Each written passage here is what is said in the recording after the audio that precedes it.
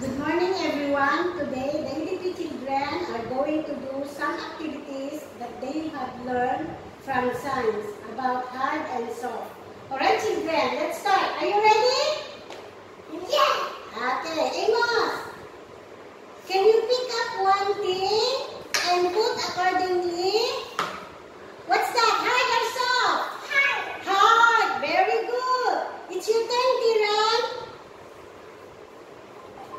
Okay, Tiran, can you pick up one thing and put accordingly? Is that hard or soft? Is that hard or soft?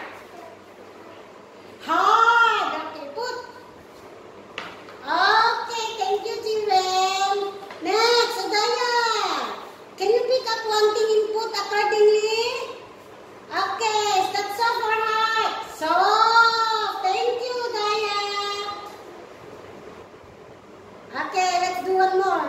Okay, Amos, can you pick one thing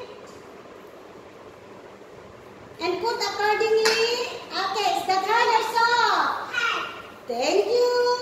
Tiran, can you pick up one thing and put accordingly?